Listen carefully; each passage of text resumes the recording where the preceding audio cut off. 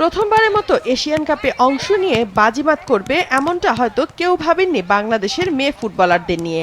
তারপরও শক্তিশালী চীন ও উত্তর কোরিয়ার বিপক্ষে লড়াই করেছে নিজেদের সেরাটা দিয়ে। এবার প্রতিপক্ষ ফিফা র্যাঙ্কিংয়ে ৬৩ ধাপ এগিয়ে থাকা উজবেকিস্তান। পরের ধাপে যেতে হলে জয় তো লাগবেই, সঙ্গে অন্যান্য গ্রুপের খেলাগুলোর চেয়ে গোল পার্থক্য এগিয়ে থাকতে হবে আফ্রিদা ঋতুদের। তো উজবেকিস্তানের সাথে আমরা অবশ্যই চেষ্টা করব আমাদের সেরাটা দিয়ে খেলার।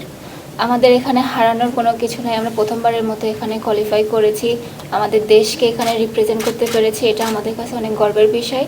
ইনশাআল্লাহ ভালো কিছু হবে কালকে। আসরে এখন পর্যন্ত ২ ম্যাচ খেলে দুটিতেই হেরেছে বাংলাদেশ ও উজবেকিস্তান। ২ ম্যাচে বাংলাদেশ হজম করেছে ৭ গোল আর উজবেকিস্তান ৬টি। ফিফা র্যাঙ্কিংয়ে ৪৯ নম্বর হলেও মাঠের লড়াইয়ে উজবেক মেয়েদের চেয়ে খুব একটা পিছিয়ে নেই বাংলাদেশ। লাল সবুজ দল নিজেদের খেলার ধরনই মাঠে নামবে বলে জানিয়েছেন পিটার বাটলার। আমি জানি তারা যেভাবে খেলবে তার উপর ভিত্তি করে এটি একটি কঠিন ম্যাচ হতে যাচ্ছে। তারা কি রক্ষণাত্মক খেলবে নাকি আমাদের উপর চাপ সৃষ্টি করবে?